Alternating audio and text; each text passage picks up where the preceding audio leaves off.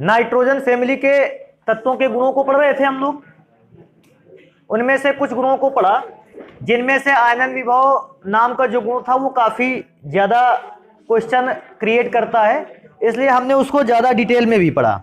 अभी next number पे आता है नाइट्रोजन फैमिली के एलिमेंट का अगला गुण, कहता है ऑक्सीकरण संख्या।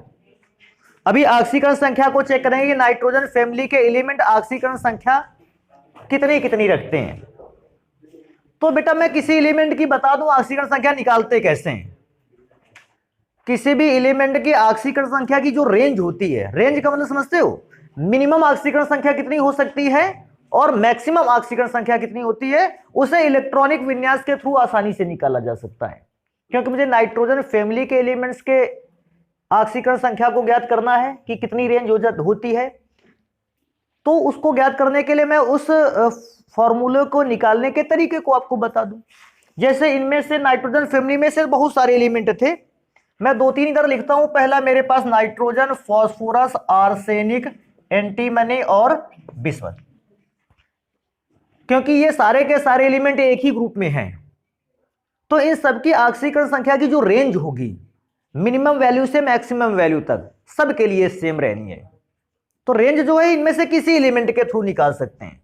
अब ऐसे एलिमेंट के थ्रू मत निकालना कि बिस्मथ के थ्रू निकालने लगो, एक बहुत बड़ा परमाणु क्रमांक आपको मिलेगा और उसका इलेक्ट्रॉनिक विन्यास करके आप जान पाओगे कि इसकी ऑक्सीकरण संख्या कितनी है। तो ऑक्सीकरण संख्या को ज्ञात करने के लिए, रेंज को ज्ञात करने के लिए हम किसी ऐसे एटम को लेंगे जिसका एटॉमिक नंबर जो है वो काफी बड़ा नहीं है। आप नाइट्रोजन को ले सकते हो, फास्फोरस को ले सकते हो। फास्फोरस को अगर मैं चेक कर लूं, किसी को भी ले सकते हो, मैं फास्फोरस से बता देता हूं। फास्फोरस का परमाणु क्रमांक होता है 15, इलेक्ट्रॉनिक विन्यास 2,8,5। हर एक एटम अपनी बाहरी कक्षा में 8 इलेक्ट्रॉन बनाना चाहता है। इसके लिए वो इलेक्ट्रॉनों को त्यागता भी है और जरूरत पड़ने पर इलेक्ट्रॉनों को क्या कर लेता है, ग्रहण भी कर लेता है। तो सामान्य सी बात है, फास्फोरस भी अपनी बाहरी कक्षा में कितने इलेक्ट्रॉन बनाना चाहेगा, 8। अच्छा बेटा, ये अगर बाहरी कक्षा में 8 बनाना चाहता है, ये दो काम कर सकता है। या तो ये अपने 5 इलेक्ट्रॉन क्या कर दे, त्याग दे, क्योंकि 5 इलेक्ट्रॉन त्याग दे +5, इलेक्ट्रॉन त्यागने की बात आ गई ना, +5।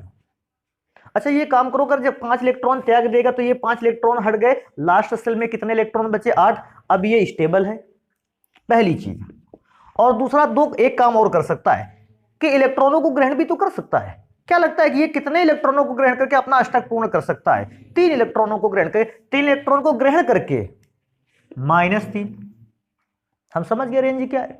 फास्फोरस की ऑक्सीकरण संख्या की रेंज क्या है, -3 से लेकर +5 तक। किसी भी एटम का, मैं तो इसका बता रहा हूं कि बोले ऐसा नाइट्रोजन का भी निकाल सकते हैं, क्योंकि इन सभी ग्रुप के लिए रेंज सेम रहेगी, एक ही ग्रुप के एलिमेंट हैं, इसलिए मैंने इनमें से किसी एक की ऑक्सीकरण संख्या निकाल के दिखा दी है।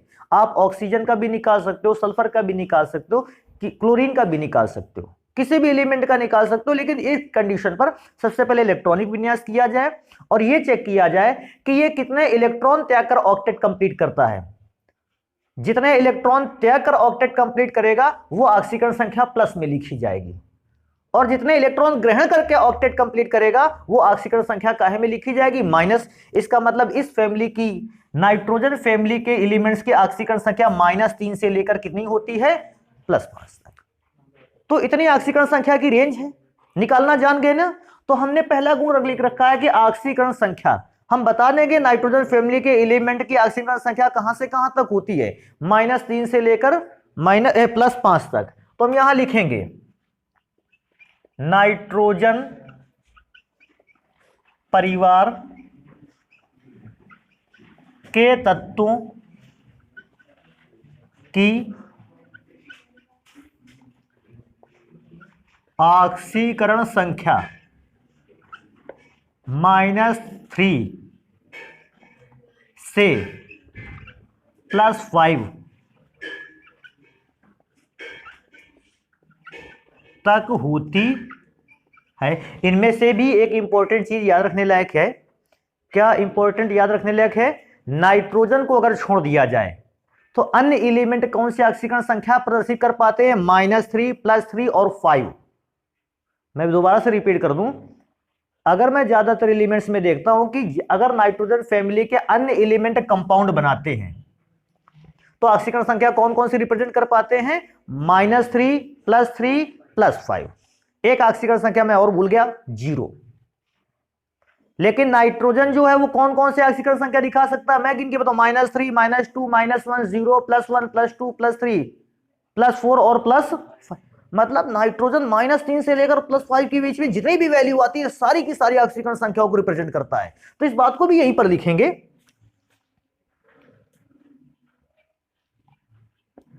जिसमें नाइट्रोजन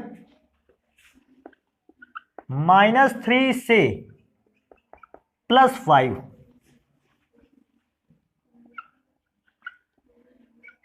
तक की सभी ऑक्सीकरण संख्याएं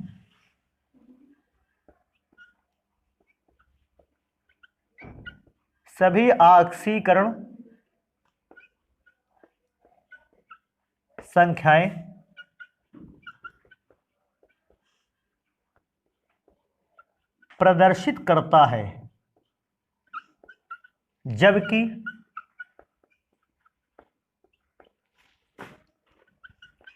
इस परिवार के अन्य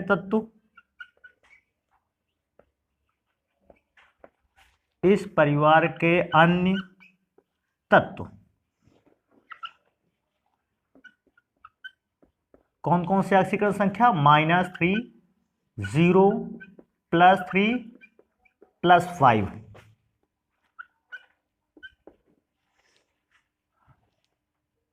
ऑक्सीकरण संख्या प्रदर्शित करते हैं। तो बेटा ऑक्सीकरण संख्या का ये इंपॉर्टेंट लाइन आप ध्यान रखोगे कि नाइट्रोजन तो लगभग सभी अगर ऑक्सीकरण संख्या रिप्रेजेंट कर सकता है -3 से लेकर +5 के बीच में, लेकिन अन्य जो एलिमेंट है फास्फोरस, आर्सेनिक, एंटीमनी और बिस्मथ, ये कुछ विशेष ऑक्सीकरण संख्या को ही रिप्रेजेंट कर पाते हैं, -3 0 +3 और +5।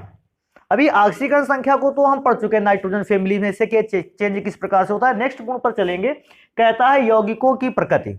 देखो मैं एक और बात बताऊं आपको, यहां पर याद दिला दूं, जो मेटल होते हैं जिनको हम धातु कहते हैं, इस बात को हमेशा याद रखो। अगर हमारे पास कोई धातु है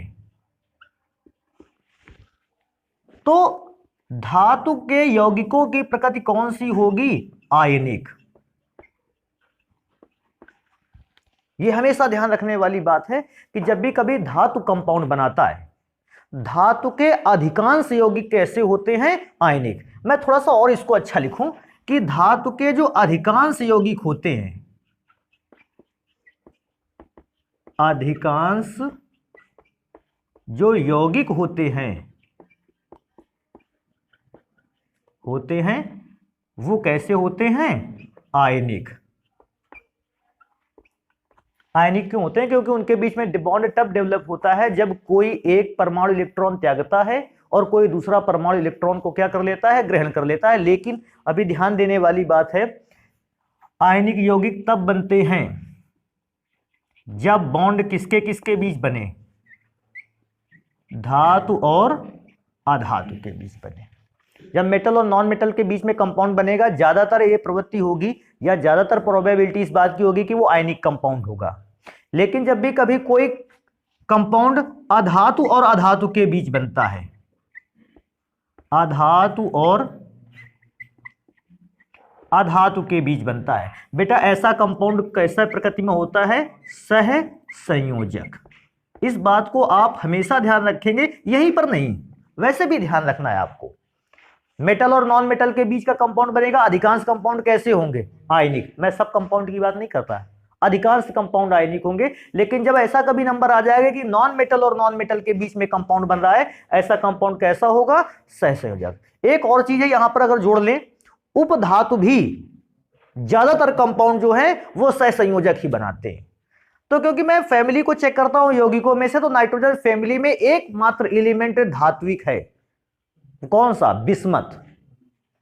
उसके यौगिकों में कुछ कैरेक्टर आयनिक होता है, नहीं तो ज्यादातर इसके जो एलिमेंट है वो सारे के सारे कैसे बॉन्ड बनाते हैं? सहसंयोजक। और क्योंकि सहसंयोजक बॉन्ड बनाते हैं, हम ये कह सकते हैं ये सहसंयोजक यौगिकों का निर्माण करते हैं।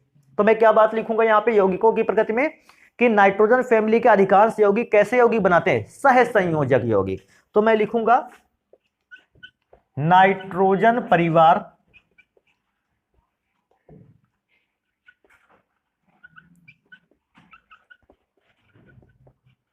के अधिकांश यौगिक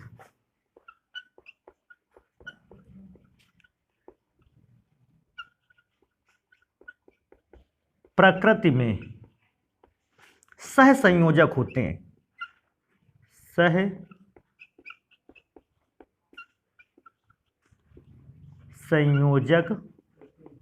होते हैं। तो इस लाइन को थोड़ा सा इसको याद रखोगे अपने दिमाग में कि मेटल और नॉन मेटल के बीच का कंपाउंड आयनिक रहेगा, और जो नॉन मेटल या सब मेटल या मेटलॉइड्स के बीच के कंपाउंड हैं, ये अधिकांश यौगिक जो है वो सहसंयोजक यौगिक होंगे। अभी मैं नेक्स्ट नंबर पे चलूंगा, कहता है मॉलिक्यूलरिटी क्या होती है। तो मॉलिक्यूलरिटी मैं बताता हूं, देखो कैसे। नाइट्रोजन का सिंबल तो N होता है, लेकिन अगर मैं देखता हूं नाइट्रोजन आणविक रूप में, तो कहता है नाइट्रोजन जब आणविक रूप में होते हैं तो नाइट्रोजन के दो परमाणु एक दूसरे के साथ क्या होते हैं? जुड़े होते हैं। क्योंकि नाइट्रोजन के दो परमाणु एक दूसरे के साथ जुड़े होते हैं, हम कहेंगे नाइट्रोजन द्विपरमाणु अणु है। या ऐसे दूसरा बोल सकते हैं कि नाइट्रोजन की आणविकता कितनी है? 2 परमाणु, सॉरी, नाइट्रोजन की परमाणुकता कितनी है? 2, क्योंकि 2 परमाणु को मिलाकर क्या बना है? अणु। लेकिन जब मैं फास्फोरस को चेक करता हूं तो बेटा फास्फोरस का अणु का सूत्र होता है P4, अर्थात मैं अगर पूछूंगा आणविकता में फास्फोरस के में कितने परमाणु लगते हैं, आप बताओगे 4। आर्सेनिक को चेक करोगे बेटा, आर्सेनिक भी 4 परमाणुओं से मिलकर बनने वाला अणु है। और एंटीमनी को चेक करोगे, ये भी 4 परमाणुओं से मिलकर बनने वाला अणु है। लेकिन मैं अगर बिस्मथ को चेक कर लेता हूं तो बिस्मथ की स्टेबिलिटी 2 ही परमाणुओं को मिलाने से बन जाती है। मैं क्या सोचता हूं, नाइट्रोजन और बिस्मथ दोनों में अगर देखा जाए आणविकता कितनी है? 2। लेकिन अन्य सभी अणु कब बनते हैं? जब 4-4 परमाणु मिलकर बनते हैं आपस में। तो हमेशा ध्यान रखना, नाइट्रोजन और बिस्मथ का अणु तब स्टेबल होगा जब 2 परमाणु मिल जाएंगे। लेकिन इस फैमिली के अदर एलिमेंट में से जब 4 एटम मिलेंगे तभी ये स्टेबल हो पाता है, इसके पहले ये स्टेबल होने वाला नहीं। तो अपना हमेशा ध्यान रखना इस बात को आणविकता के रूप में कि कितने परमाणुओं द्वारा आणविकता बनती है नाइट्रोजन की? 2 परमाणुओं द्वारा। कितने परमाणुओं द्वारा बिस्मथ की आणविकता बनती है? 2 परमाणुओं द्वारा। लेकिन इस फैमिली के अदर एलिमेंट जो हैं वो 4 परमाणुओं द्वारा आणविकता को शो करते हैं। तो इस बात को हमेशा ध्यान रखेंगे कि नाइट्रोजन और बिस्मथ अगर देखें तो इनकी आणविकता 2 परमाणुओं से होती है, जबकि अदर एलिमेंट की आणविकता जो होती है वो 4 परमाणुओं से होती है। अब क्वथनांक की बात होगी बेटा। क्वथनांक में से तो मैं ऐसे भी बता सकता हूं, क्वथनांक में देखो ऐसे समझ सकते हैं। अगर मैं नाइट्रोजन, मैं सारे एलिमेंट्स का नहीं बताऊंगा लेकिन कुछ एलिमेंट्स के लिए बताएंगे। नाइट्रोजन, फास्फोरस, आर्सेनिक, एंटीमनी और यहां पे लिखा है बिस्मथ। ये एलिमेंट अगर पीरियोडिक टेबल में चेक किए जाए ऊपर से नीचे लिखें, ऊपर से नीचे लिखें, इसका मतलब है नाइट्रोजन का साइज छोटा है, फास्फोरस का साइज बड़ा है, आर्सेनिक का और बड़ा है, एंटीमनी का और बड़ा है, बिस्मथ का साइज तो और भी बड़ा है उससे। अभी होगा क्या, अगर किसी कमरे पर नाइट्रोजन को भर दिया जाए, चारों ओर नाइट्रोजन नाइट्रोजन है, सोचो नाइट्रोजन का एक परमाणु नाइट्रोजन के बहुत सारे परमाणुओं से घिरा है, तो नाइट्रोजन का जो एक परमाणु है या एक अणु है वो यहां से अपने इस सरफेस एरिया से बॉन्ड बना रहा होगा और दूसरे अणुओं को क्या कर रहा होगा? जोड़ रहा होगा। ध्यान देने वाली बात है, नाइट्रोजन उस समय क्या करेगा? अपनी सरफेस से बॉन्ड बनाएगा और अदर अणुओं को अपने पास क्या करेगा? जोड़ेगा। ध्यान देने वाली बात है, अगर फास्फोरस का परमाणु का साइज तो नाइट्रोजन से बड़ा है ना, फास्फोरस का मॉलिक्यूल कम बॉन्ड बना पाएगा, नाइट्रोजन की अपेक्षा की अधिक बॉन्ड बनाएगा। अधिक बॉन्ड बनाएगा। क्यों बनाएगा अधिक बॉन्ड? बिकॉज उसका सरफेस एरिया कैसा है? अधिक। अच्छा, इनमें से सबसे ज्यादा बॉन्ड कौन बना पाएगा? क्यों? उसका सरफेस एरिया सबसे अधिक है। अगर इसका सरफेस एरिया अधिक है तो बॉन्ड्स की संख्या, वान डेर वाल्स फोर्स की संख्या भी कैसी होगी? अधिक होगी। अगर उसमें से फोर्स ज्यादा है, अट्रैक्शन, जैसे ये ज्यादा अट्रैक्शन फोर्स लगा रहा है, इसका मतलब है बिस्मथ के परमाणु या अणु आपस में जब जुड़ेंगे उनके बीच आकर्षण बल कैसा रहेगा? अधिक। अगर आकर्षण बल अधिक रहेगा तो उस आकर्षण बल को ब्रेक करने के लिए एनर्जी कैसी देनी पड़ेगी? और ये ज्यादा एनर्जी कहां से मिलेगी? कम टेम्परेचर से कि हाई टेम्परेचर से? मतलब मैं क्या सोचता हूं आकार बड़ा, सरफेस एरिया बड़ा, तो बॉन्ड भी ज्यादा, और उस बॉन्ड को ब्रेक करने के लिए टेम्परेचर भी कैसा देना पड़ेगा, अधिक, क्योंकि अधिक टेम्परेचर देना पड़ेगा। बिस्मथ का क्वथनांक कैसा होता है, अधिक, और नाइट्रोजन कम बॉन्ड बना पा रहा है, इसका क्वथनांक कैसा है, कम। तो इस बात को क्या करेंगे, देखो हमने समझ लिया दो एटम की सहायता से, एक इसके और इसकी सहायता से, बीच में भी बहुत सारे एटम होंगे। तो मैं क्या बताऊंगा, जैसे सरफेस एरिया बढ़ा, बॉन्ड भी बढ़ने लगे। कौन से बॉन्ड बढ़ने, कभी दिमाग में ये भी बात आ जाती है, कह लेगा कौन सा बॉन्ड बना, आप बताओगे वान डर वाल्स फोर्स इनके बीच में अप्लाई होता है, और वो वान डर वाल्स फोर्स ज्यादा से ज्यादा लगने लगा, और जब ज्यादा लगने लगा तो हमें इसको ब्रेक करने के लिए टेम्परेचर भी कैसा देना पड़ा, अधिक। क्योंकि बेटा क्वथनांक में क्या करना होता है, दो एटम या दो मॉलिक्यूल आपस में जुड़े हैं, दो मॉलिक्यूल या एटम अगर आपस में जुड़े हैं तो हमें क्या करना होगा, इनके बीच का बॉन्ड क्या करना होगा, ब्रेक, तभी तो वेपर फेस में जाएगा। ऐसा कुछ समझ सकते हैं। हमारे यहां इस बर्तन पे जल भरा है, ये जल के छोटे छोटे अणु हैं, ये बहुत सारे जल के मॉलिक्यूल एक दूसरे के समीप रखे हैं।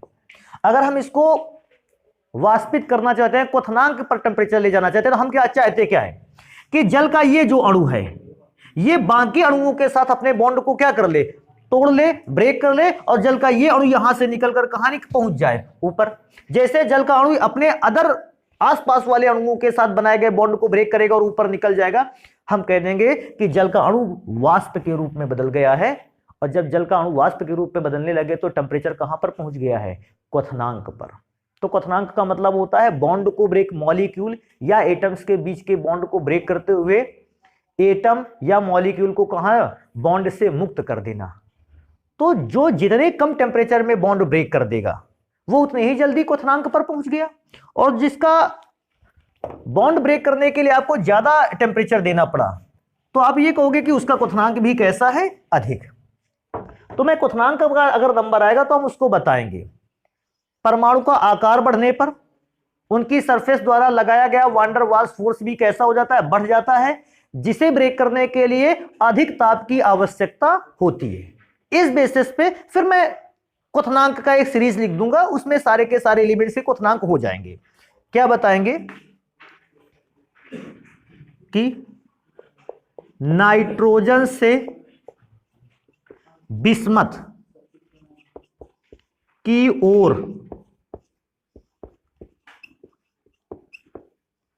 चलने पर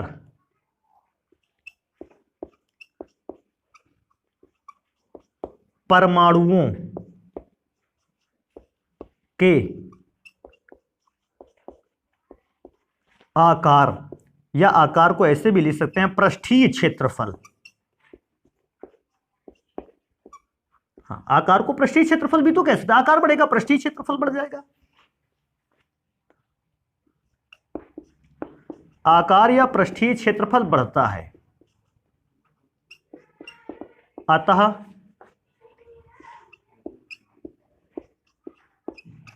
इन परमाणुओं के मध्य, अतः इन परमाणुओं के मध्य वान डर वाल्स बल,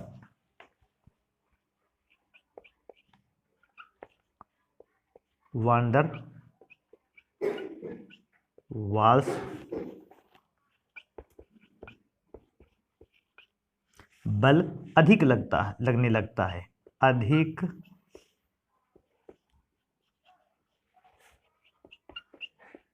लगता है,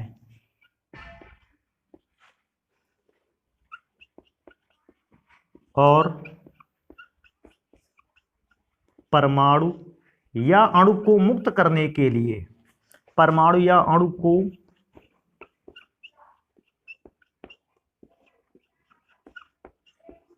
मुक्त करने के लिए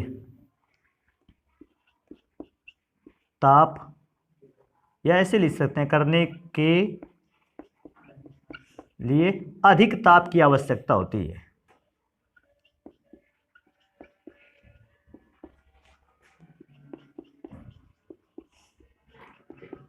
ताप की आवश्यकता होती है।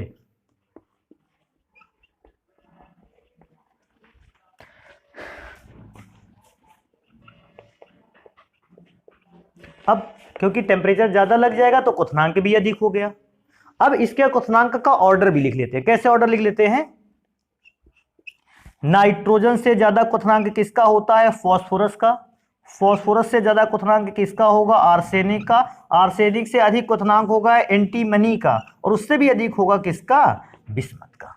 तो ये थोड़ा सा हम लोगों ने क्वथनांक के विषय में लिख लिया है। अभी नेक्स्ट गुण को पढ़ेंगे अपर रूपता। ये अपर रूपता क्या है? देखो मैं बताऊं, जब कोई एक कंपाउंड या एक एलिमेंट एक से अधिक रूपों में पाया जाता है तो हम कहते हैं हाँ, एक एलिमेंट का एक से अधिक रूपों में पाया जाना ही कहलाता है अपर रूपता। जैसे मैं बताऊं, कार्बन तो कई रूपों में पाया जाता है। सबसे ज्यादा अपर रूप अगर देखा जाए या अपर रूपता का गुण देखा जाए, कार्बन पे होता है। कार्बन देखो हीरे के फॉर्म में पाया जाता है, ग्रेफाइट के फॉर्म में पाया जाता है। अगर मैं इसको चेक करूं तो एक और फॉर्म होता है बकमिनिस्टर फ्लोरीन, कोयले के फॉर्म में पाया जाता है, राख के फॉर्म में भी पाया जाता है। तो ना जाने कितने फॉर्म में हमारे यहां कार्बन पाया जाता है। तो मैं क्या बोलता हूं, जितने भी नाम मैंने गिना डाले ये सब कार्बन के अलग अलग रूप हैं। और क्योंकि कार्बन के अलग अलग रूप हैं, हम इसको कैसे बोलते कहते हैं कार्बन के अपर रूप। तो जब कोई एक एलिमेंट एक से अधिक रूपों में पाया जाए तो हम इस गुण को कहते हैं अपर रूपता। अब बात आती है कि हम इस फैमिली में अपर रूपता का गुण कैसे पाते हैं। तो बेटा मैं आपको बता दूं, नाइट्रोजन और बिस्मथ अपर रूपता का गुण प्रदर्शित नहीं करते। मतलब ये किन्हीं भी रूपों में नहीं पाए जाते, केवल एक रूप में पाए जाते हैं, नाइट्रोजन और बिस्मथ। तो अपर रूपता का गुण नहीं रखते, परंतु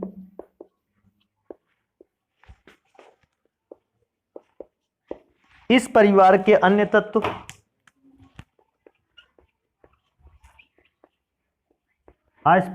इस परिवार के अन्य तत्व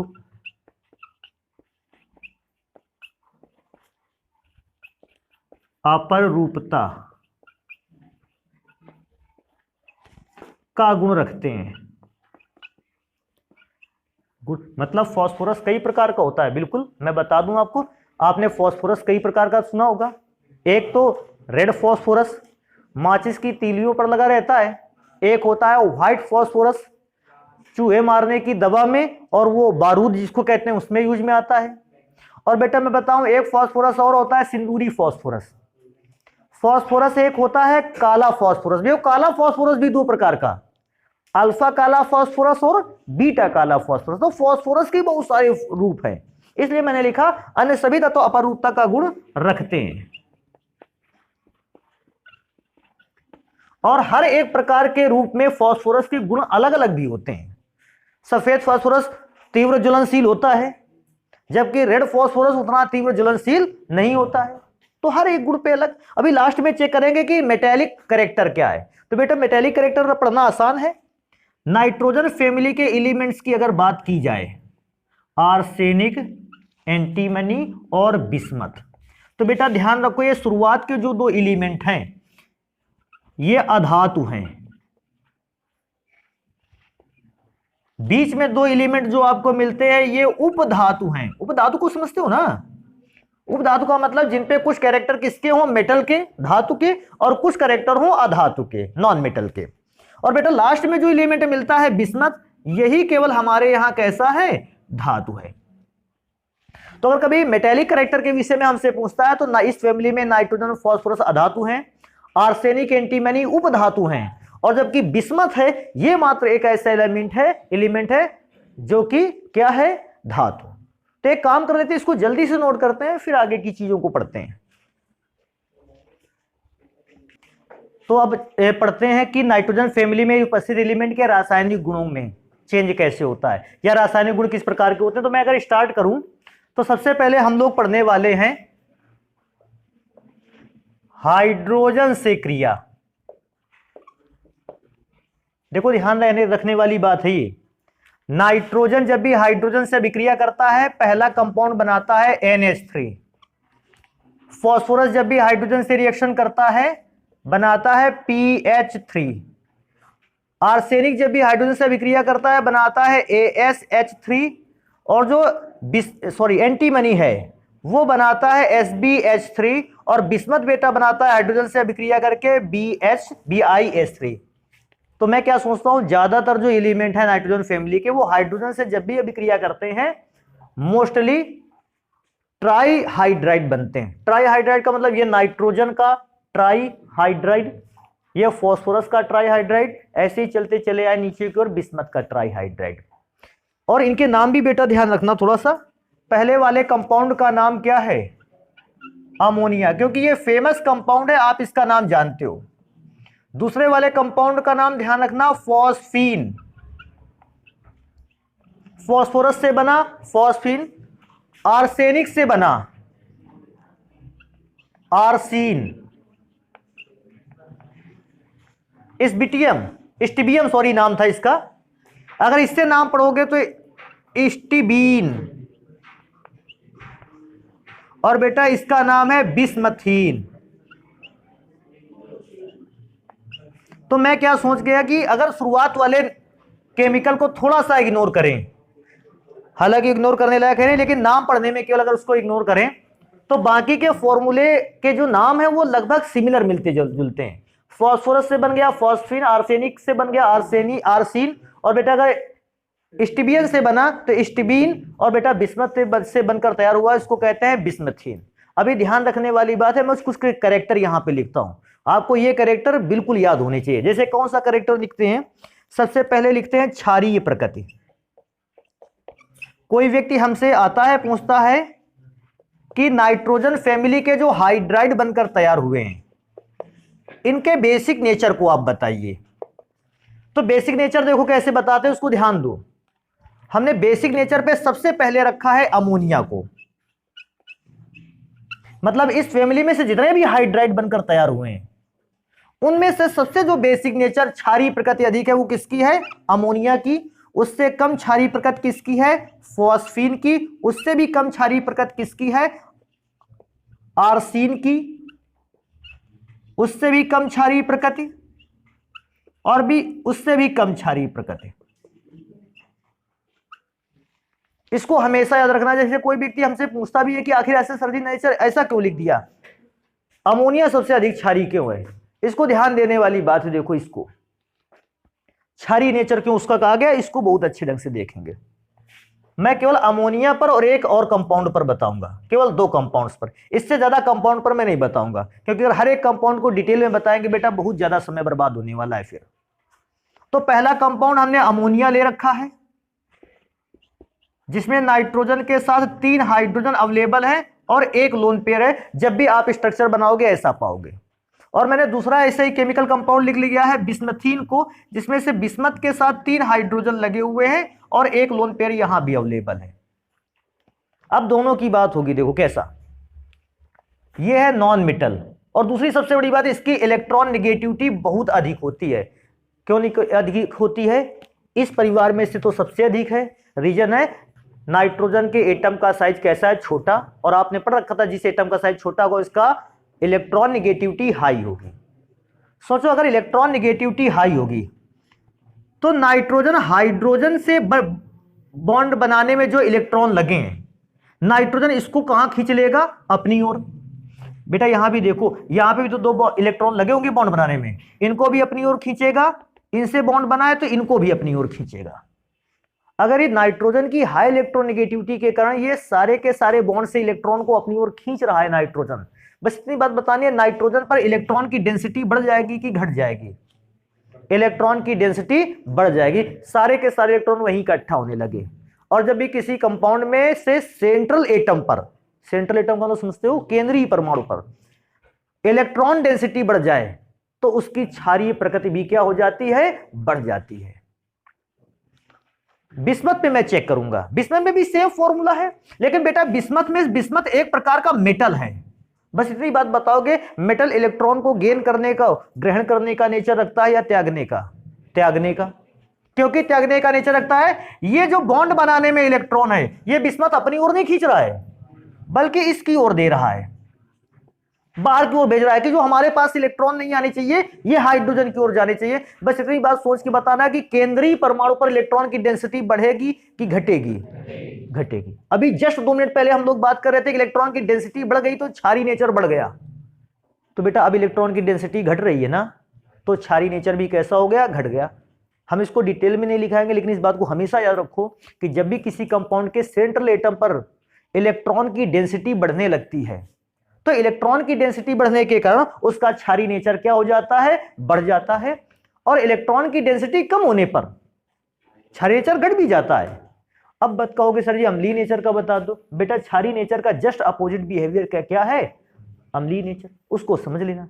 अच्छा सोचो एक चीज, यहां पर सारे के सारे इलेक्ट्रॉन जो थे नाइट्रोजन पर जा रहे थे, नाइट्रोजन पर इलेक्ट्रॉन का डेंसिटी बढ़ गया, और क्योंकि बढ़ गया तो उसके क्षारीय प्रकृति क्या हो गई? मैं पूछता अम्लीय प्रकृति घट गई। और कहोगे सर जी इसमें से रिपल्सन अगर करेगा बिस्मथ तो हाइड्रोजन पर इलेक्ट्रॉन की डेंसिटी बढ़ेगी। बेटा मैं क्या बोल रहा हूं, आपको इलेक्ट्रॉन डेंसिटी केवल किस पर चेक करती है? सेंट्रल एटम पर। समझ रहे हो ना? केंद्रीय परमाणु पर। और इस बार हाइड्रोजन केंद्रीय परमाणु नहीं है। केंद्रीय परमाणु कौन है? बिस्मथ। आपको उसका नेचर देखना है। भाई इसका नाम भी पढ़ा तुमने, बिस्मथीन पढ़ा। क्यों? क्योंकि मेन एलिमेंट जो था वो बिस्मथ था, इसलिए बिस्मथ पर ही आप इसको चेक करोगे। समझ पा रहे हो ना मेरी बात को मैं क्या कह रहा हूं? इलेक्ट्रॉन डेंसिटी, तो क्योंकि नाइट्रोजन की इलेक्ट्रॉन नेगेटिविटी हाई है, ये सारे इलेक्ट्रॉनों को नाइट्रोजन पर शिफ्ट करेगा, इलेक्ट्रॉन डेंसिटी बढ़ेगी, बेसिक नेचर ज्यादा हो जाएगा। अब सोचो इससे थोड़ी सी कम होती है फास्फोरस की, तो इसका क्षारीय नेचर भी थोड़ा सा कम हो गया। उससे भी कम आर्सेनिक, उससे भी कम एंटीमनी, उससे भी कम बिस्मथ। एक इसको ध्यान रखोगे। दूसरी चीज बेटा ऊष्मीय स्थायित्व या तापीय स्थायित्व लिख सकते हैं, तो मैं ऊष्मीय स्थायित्व लिखता हूं। बेटा ऊष्मीय स्थायित्व का अर्थ क्या है? पहले तो इस बात पर चर्चा करेंगे। देखो मैं बता रहा हूं, सुन लो इसको, सुन लोगे बहुत अच्छा लगेगा तुमको। हमारे पास एक कंपाउंड है AB और एक कंपाउंड है CD। कहने लगे सर जी इसमें तो ABCD था भी नहीं। सुन लेंगे उसको। AB 2 परमाणुओं से मिलकर बना है A और B, CD 2 परमाणुओं से मिलकर बना है C और D। ये कंपाउंड स्टेबल है, टिकाऊ है, हमारे पास कहीं रखा है, और ये कंपाउंड अपने मन से खत्म होने वाला नहीं है। अब हम इस कंपाउंड को ब्रेक करना चाहते हैं, तोड़ना चाहते हैं, C को अलग करना चाहते हैं और D को क्या करना चाहते हैं? अलग। हम इसको क्या करेंगे? गर्म करेंगे। अच्छा बेटा मैंने हेडिंग क्या लिखी? ऊष्मीय। अगर इसको गर्म करोगे तो इसको ऊष्मा भी देनी पड़ेगी। मैंने क्या सोचा, मैंने इसको 100 जूल एनर्जी दे दी, और मैंने देखा 100 जूल एनर्जी जब दी, मैंने देखा A अलग टूटकर हो गया, B अलग टूट गया। फिर मैंने सेकेंड वाले को चेक किया, इसको भी मैंने ऐड किया, 120 जूल एनर्जी मैंने इन्वेस्ट कर दी इस पे, और तब जाकर कहीं C अलग टूटा और D अलग। ये 100 पे नहीं टूट रहा था दूसरा वाला। अब हमसे पूछेगा ऊष्मीय स्थायित्व किसका अधिक था, तो हम बताएंगे जो जैसे बताओ 100 डिग्री सेल्सियस पे या 100 डिग्री सेल्सियस पे, सॉरी 100 जूल एनर्जी पर ये टूट गया था ना, ये टूटा था, स्टेबल कौन ज्यादा रहा? नीचे वाला। ऊपर वाला स्थायित्व कैसा रहा? कम। तो बेटा इसका ऊष्मीय स्थायित्व कम है क्योंकि ये कम एनर्जी में ब्रेक हो गया। इसका ऊष्मीय स्थायित्व कैसा है? अधिक है, क्योंकि इसको ब्रेक करने के लिए एनर्जी कैसी लगी? अधिक लगी। अब तुम ये समझ गए, एक चीज मैं समझ गया इस स्थायित्व से, हमें इन दोनों एटम्स को एक दूसरे से क्या करना है? अलग। अगर हम ऊष्मीय स्थायित्व जानना चाहते हैं तो मैं आपसे एक क्वेश्चन पूछता हूं, क्योंकि जनरली इंटरमीडिएट की क्लास में बच्चों के पास इतना दिमाग होना चाहिए। अच्छा बेटा बताओ जरा, अगर इसका बॉन्ड स्ट्रांग होगा A और B का, सोचते हैं अभी उस ऊर्जा हटा देते हैं यार बेटा, क्योंकि ऊर्जा कंफ्यूज कर देगी तुम लोगों को। अगर इनके बीच का बॉन्ड स्ट्रांग है तो इन दोनों को अलग करने के लिए ज्यादा एनर्जी की जरूरत पड़ेगी कि कम एनर्जी की? अर्थात ज्यादा एनर्जी पर ब्रेक होगा तो ऊष्मीय स्थायित्व तो कैसा होगा? अधिक, क्योंकि हाई एनर्जी पर आप इसको ब्रेक कर पाए। और बेटा अगर ये इसका दूसरे पर आ जाए, मैं कहता हूं इसका बॉन्ड बहुत जल्द वीक है, कमजोर है, तो कम ऊर्जा में टूटेगा कि अधिक ऊर्जा में टूटेगा? कम ऊर्जा में ब्रेक हो जाएगा, क्योंकि बॉन्ड वीक है, कम एनर्जी से बॉन्ड को ब्रेक कर सकते हैं। उसमें स्थायित्व तो कैसा हो गया? कम। अब मैं सबका नेचर दिखाता हूं, कैसे दिखाते हैं? अब क्योंकि हाइड्राइड का नेचर चल रहा है, इनके नेचर चल रहे हैं, तो मैं क्या सोचता हूं, ये नाइट्रोजन का एटम, ये हाइड्रोजन का एटम, हाइड्रोजन का एटम, ये फास्फोरस का एटम, ये हाइड्रोजन का एटम, ये आर्सेनिक का एटम, ये हाइड्रोजन का एटम, ये एंटीमनी का एटम, ये हाइड्रोजन का एटम। सोच समझ के जवाब देना। यहां नाइट्रोजन और हाइड्रोजन के बीच की दूरी कैसी है? कम। आकर्षण बल समझ रहे हो बेटा? इस पर चले आओ। ये एंटीमनी का न्यूक्लियस और ये हाइड्रोजन का न्यूक्लियस, बीच की दूरी, अगर बीच की दूरी अधिक है, उन दोनों के मध्य लगने वाला आकर्षण बल कम होगा। बस मैं इतनी बात पूछूंगा कि आकर्षण बल अगर वो कम है, बेटा इनमें से किस बॉन्ड को आसानी से तोड़कर दोनों को अलग कर सकते हैं कम ऊर्जा में? किसको ब्रेक कर सकते हैं? बिस्मथ को, बिकॉज उनके बीच का अट्रैक्शन फोर्स कैसा है? कम। और अट्रैक्शन फोर्स कम का मतलब है बॉन्ड कैसा हो गया? वीक। और वीक बॉन्ड को तो हम कम एनर्जी में ब्रेक कर सकते हैं।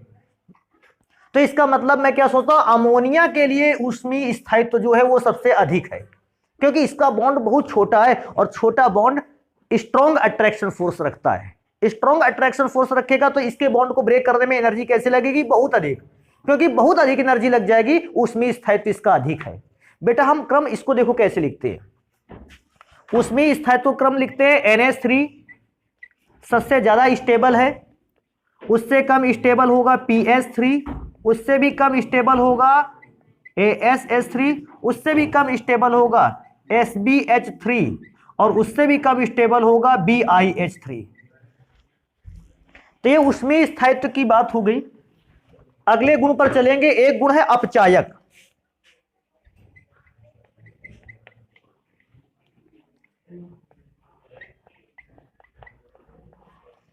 अब बेटा अपचायक क्षमता सुन लो, क्योंकि वैसे अपचायक क्षमता हमें ऐसा लगता है कि तुम लोगों को पता होगी, लेकिन अपचायक क्षमता फिर भी सुन लेते हैं इस बात को। देखो हमारे पास कोई कंपाउंड है X और हमने इस कंपाउंड की अभिक्रिया करवाई है AH से।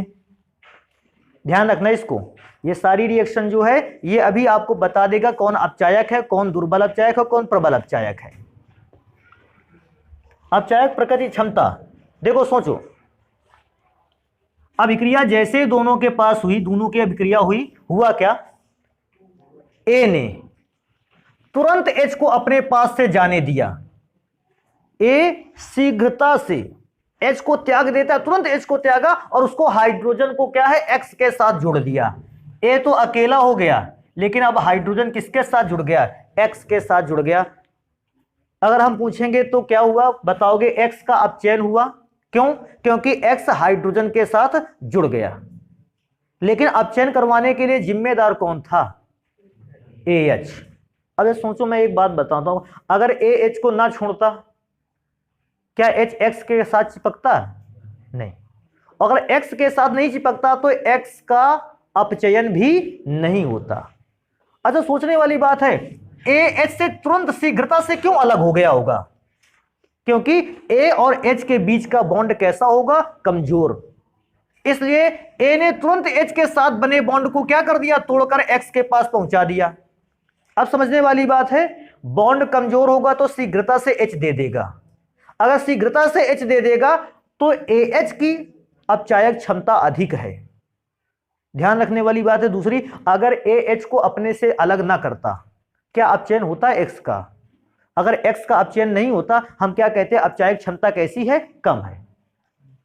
मेरी बात केवल इस जगह पर केंद्रित है कि अगर कोई भी एटम H के बॉन्ड को शीघ्रता से त्याग देगा तो अपचयन अभिक्रिया कैसी होगी? शीघ्रता से हो जाएगी। और हम ये कहेंगे कि जिसने H को त्यागा है वो कंपाउंड प्रबल अपचायक है। लेकिन अगर इसी जगह पे AH ने अगर H को त्यागा ना होता, या धीरे से त्यागता, या काफी एनर्जी के बाद त्यागता, तो हम ये कहते AH की अपचायक क्षमता कैसी है? कम। अपचायक क्षमता कब बढ़ेगी? शीघ्रता से हाइड्रोजन त्याग दे, शीघ्रता से हाइड्रोजन त्याग दे, अपचायक क्षमता बढ़ गई। फिलहाल आप इस चीज को पढ़ चुके हो। अब आप हमको सोच समझ के ये बताओ, इनमें से जितने भी हाइड्राइड दिए गए हैं, इनमें से जितने भी हाइड्राइड दिए गए हैं, हाइड्रोजन को कौन जल्दी से त्याग सकता है बॉन्ड तोड़ते हुए? NH3 या BiH3 जल्दी से त्याग देगा। अगर BiH3 जल्दी से त्याग देगा, इसका मतलब ये दूसरे का अपचयन भी कैसा कर देगा, शीघ्रता से। इसका मतलब BiH3 जो है ये प्रबल अपचायक है। सोचने वाली बात है, क्या नाइट्रोजन और हाइड्रोजन के बीच का बॉन्ड स्ट्रांग है? हाँ, क्योंकि बॉन्ड स्ट्रांग है, क्या ये हाइड्रोजन को त्यागेगा? नहीं। और जब तक हाइड्रोजन का नहीं त्यागेगा तो बेटा ये दूसरे का अपचयन करवाने वाला नहीं। कैसा अपचायक बताएंगे? दुर्बल अपचायक। तो प्रबल अपचायक वो है जो शीघ्रता से हाइड्रोजन को त्याग दे, दुर्बल अपचायक वो है जो शीघ्रता से हाइड्रोजन को ना त्यागे। और ये बात भी इसी बात पर केंद्रित रही, बॉन्ड जिसका मजबूत होगा वो हाइड्रोजन को अधिक त्याग जल्दी से नहीं पाएगा, और जिसका बॉन्ड कमजोर है वो हाइड्रोजन को शीघ्रता से क्या कर देगा, त्याग देगा।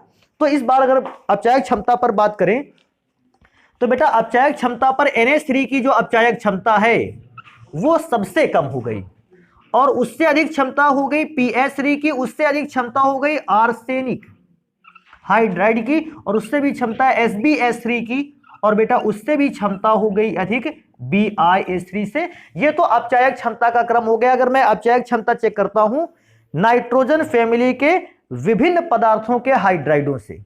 अभी आगे एक और बात पर चलते हैं। नेक्स्ट नंबर कहता है विषैली प्रकृति।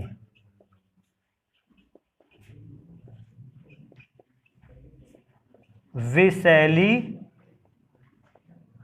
प्रकृति, बेटा विषैली प्रकृति। अच्छा एक चीज हम तुमसे पूछते हैं,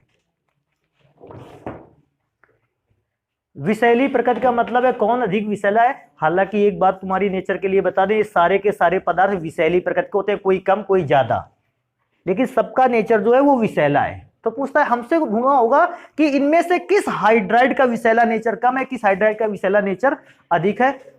मैं विषैले नेचर की बात बताता हूं। क्या कोई भी पदार्थ विषैला कब मानोगे? जब आप उसको ग्रहण करें और वो बॉडी में रिएक्शन कैसे करे, धीमे की तेज करे, तेज रिएक्शन करे। मतलब हाई रिएक्टिविटी वाला कंपाउंड ही अधिक विषैला हो सकता है। सोचो एक कंपाउंड जो प्रकृति में विषैला है, मैंने उसको खा लिया लेकिन वो रिएक्शन नहीं कर सकता है, क्या हमारी बॉडी से रिएक्शन कर पाएगा वो? अगर क्योंकि रिएक्शन नहीं कर सकता तो फिर वो विषैला कहने का उसका कोई अर्थ नहीं। कोई भी कंपाउंड है, मेरे पास कोई एलिमेंट है बहुत विषैला है, लेकिन अगर वो हमारी बॉडी से रिएक्शन ना कर पाया तो हमारी बॉडी के लिए क्या वो विषैला है? नहीं है। रीजन है विषैला कौन सा होगा पदार्थ? तो विषैले सब होंगे, लेकिन बहुत सारे विषैले पदार्थों में से हम उसको ज्यादा विषैला पदार्थ मानेंगे जो जल्दी से रिएक्शन करे और पूरी बॉडी पर पॉइजन को फैला दे। और पूरी बॉडी पर पॉइजन को फैलाने के लिए रिएक्शन कैसी करनी होगी, धीमी की या तीव्र गति से? अच्छा ये बताओ तीव्र गति से रिएक्शन कब होगी? जब बॉन्ड आसानी से टूटेगा या बहुत मुश्किल से टूटेगा? सब जानते हो तुम लोग, एवरीथिंग का नॉलेज है तुम लोगों का, लेकिन बशर्ते अब आप ये बताओगे इतने हाइड्राइड लिखे हैं, रिएक्शन तीव्र करने के लिए बॉन्ड तेजी से टूटना जरूरी है। कौन सा कंपाउंड इसमें से अपने बॉन्ड को शीघ्रता से तोड़ देगा? बिस्मथीन। और अमोनिया नहीं तोड़ पाएगा, क्योंकि बिस्मथीन सबसे शीघ्रता से बॉन्ड तोड़ देगा। पूछेगा क्यों बॉन्ड तोड़ देगा? क्योंकि बिस्मथ के परमाणु का आकार कैसा है? बड़ा। इसलिए बिस्मथ और हाइड्रोजन के बीच जो बॉन्ड बना होगा वो कैसा होगा? लंबा होगा। और जब काफी अधिक लंबा बॉन्ड होगा तो उनके बीच का अट्रैक्शन फोर्स कैसा हो गया? कम। और जब अट्रैक्शन फोर्स कम हो गया तो हाइड्रोजन आसानी से ही रिएक्शन करके बाहर हो सकता है, टूट सकता है ये बॉन्ड। तो अगर मैं नेचर लिखूं किसका? विषैली प्रकृति का नेचर लिखूं, मुझे सबसे हाई, सबसे अधिक विषैला किसको दिखाना चाहिए? बिस्मथीन को। सबसे कम विषैला तो ऐसे कुछ लिख लेते हैं ना इंग्लिश को। अमोनिया को सबसे कम विषैला दिखाते हैं, इससे अधिक विषैला फॉस्फीन, आर्सीन, स्टिबीन, और बेटा सबसे लास्ट में आएगा बिस्मथीन, BiH3। अभी बेटा आबंध कोण एक आर्टिकल बचता है, आबंध कोण, बॉन्ड एंगल इसको बोलते हैं। बॉन्ड एंगल बेटा पहले सुन लेते हैं इस बात को, बॉन्ड एंगल होता क्या? देखो मैं बताऊं, अमोनिया का सूत्र आपने पढ़ा होगा, अभी 2 मिनट पहले मैंने बनाया था इसको, नहीं बनाया था? ऐसा था। अच्छा सोचो अमोनिया के पास बॉन्ड तो 3 है, उसको छोड़ ही दो, बस इतनी बात ध्यान दो, किन्हीं 2 बॉन्ड के बीच का जो एंगल होता है, हम इस एंगल को ही कहते हैं बॉन्ड एंगल। अच्छा, बॉन्ड एंगल के लिए सेंट्रल एटम होना जरूरी है, तभी तो बॉन्ड एंगल नापोगे। अच्छा सोचो, मैं सोचता हूं हाइड्रोजन पर बॉन्ड एंगल नापोगे तो हाइड्रोजन पर दूसरा बॉन्ड ही नहीं है, तो बॉन्ड एंगल किस बात का। तो हमेशा सेंट्रल एटम पर ही बॉन्ड एंगल को नाप सकते हैं। अब ध्यान देने वाली बात है, अब हम इसको चेक करेंगे कि बॉन्ड एंगल किसके बीच का कम होगा, किसके बीच का अधिक होगा। दो काम कर सकते हैं, या तो रट सकते हैं इसको, या तो भैया क्या करें कि 2 मिनट की मेहनत है, इसको देख लेते हैं, तरीका जान लेते हैं, और तरीका जान गए तो फिर चार्जेस कंपाउंड का देगा, आसानी से बॉन्ड एंगल निकालते रहेंगे। अमोनिया के लिए बॉन्ड एंगल θ1 एक बिस्मथ के लिए बना लिया जाए, क्योंकि अगर अमोनिया का पहला वाला जान गए, लास्ट वाला जान गए, तो फिर बाकी क्रम भी जान जाएंगे बिस्मथ का। और बेटा इसके बीच का एंगल कितना है, θ2। यहां भी लोन पेयर अवेलेबल है, और बेटा यहां भी लोन पेयर अवेलेबल है। सोच समझ के बताना इस बात को। देखो तुम क्या बताओगे, हम खुद बताएंगे। अच्छा ये बताओ, ये जो बॉन्ड है ये भी इलेक्ट्रॉनों से मिलकर बना है, और बेटा ऊपर भी लोन पेयर ऑफ इलेक्ट्रॉन है। हुआ क्या, जब नाइट्रोजन और हाइड्रोजन के बीच बॉन्ड डेवलप हुआ, बनकर तैयार हुआ, तो नाइट्रोजन की इलेक्ट्रॉन निगेटिविटी कैसी रही, अधिक। और जब अधिक रही तो जो बॉन्ड बनाने वाले इलेक्ट्रॉन थे वो किसकी ओर शिफ्ट होने लगे, नाइट्रोजन की ओर। इस बॉन्ड के भी इलेक्ट्रॉन किसकी ओर जाने लगे, नाइट्रोजन की ओर। सोचो अगर ये बॉन्ड के इलेक्ट्रॉन नाइट्रोजन की ओर जाने लगेंगे, ध्यान देने वाली बात है, ये जो बॉन्ड के इलेक्ट्रॉन नाइट्रोजन की ओर जा रहे हैं, यहां पहुंच गए, तो ये ऊपर वाले इलेक्ट्रॉनों को क्या करेंगे, प्रतिकर्षित, क्योंकि ये भी इलेक्ट्रॉन है और वो भी इलेक्ट्रॉन है, और इलेक्ट्रॉन को क्या करता है, प्रतिकर्षित। जैसे प्रतिकर्षित किया बेटा, ये इलेक्ट्रॉन कहां चले गए, ऊपर, दूर भाग गए इलेक्ट्रॉन। ये भाई इन इलेक्ट्रॉनों ने नजदीक आके नाइट्रोजन के ऊपर लोन पेयर को प्रतिकर्षित किया, और लोन पेयर यहां से उठकर थोड़ा सा कहां चला गया, दूर। अभी ध्यान देने वाली बात है, अब ये लोन पेयर इस बॉन्ड पर प्रतिकर्षण बल लगाएगा। कहोगे क्यों प्रतिकर्षण बल लगाएगा, तो क्योंकि बॉन्ड भी तो इलेक्ट्रॉन से मिलकर बने, वो इलेक्ट्रॉन इन बॉन्ड पर प्रतिकर्षण बल लगाएगा, कहां की ओर, नीचे की ओर। इस प्रतिकर्षण बल को समझ जाएंगे, क्योंकि लोन पेयर ऊपर शिफ्ट हो गया, ये अधिक प्रतिकर्षण बल लगा नहीं पाएगा, और बॉन्ड को खुलने का थोड़ा सा क्या मिल जाएगा, मौका। उसको चेक करेंगे। बेटा बिस्मथ तो मेटल है, और मेटल तो इलेक्ट्रॉनों को अपनी ओर थोड़ी खींचता है, अपने से दूर ढकेलता है। तो अच्छा सोचो कि अपने से दूर ढकेलेगा तो इलेक्ट्रॉन कहां शिफ्ट होंगे, नीचे की ओर।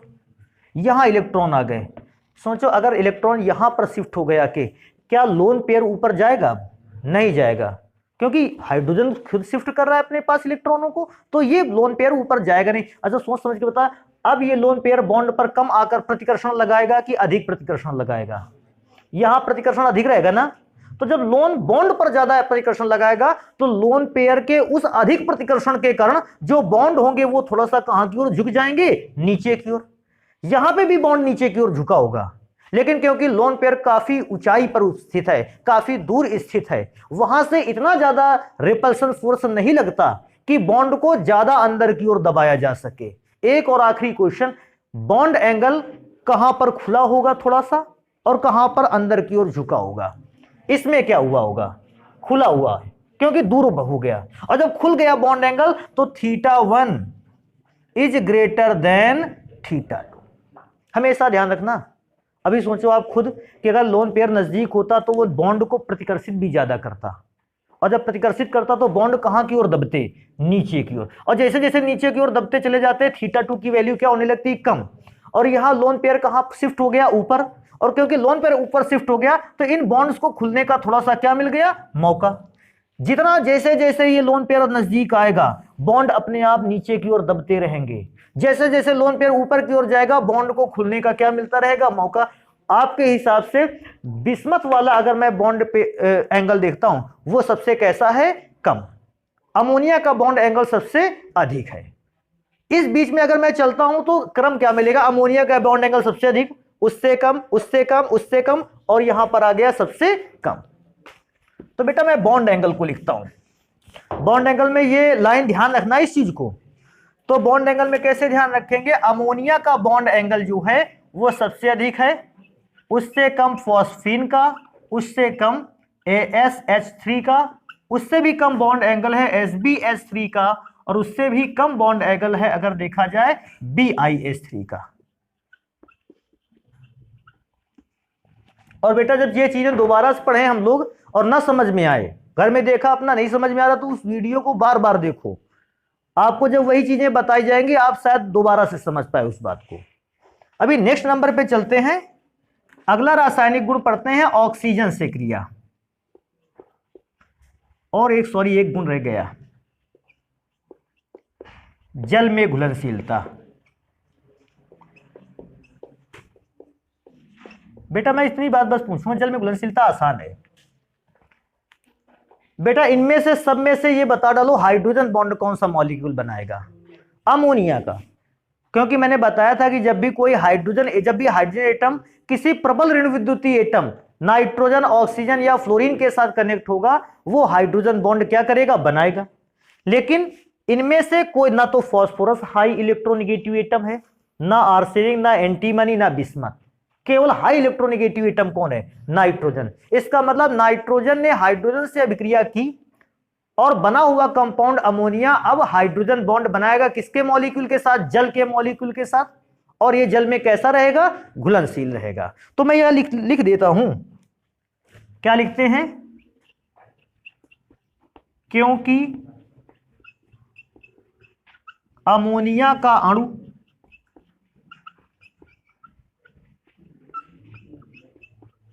जल के अणु के साथ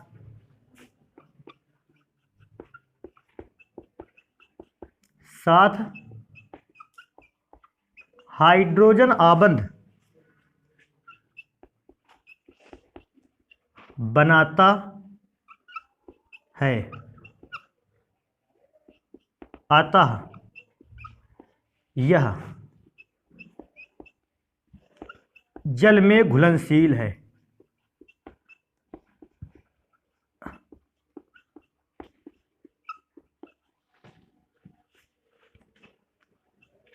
जबकि इस परिवार के किसी भी सदस्य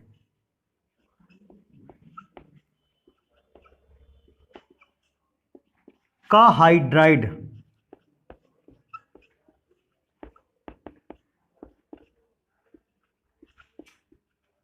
जल में घुलनशील नहीं है।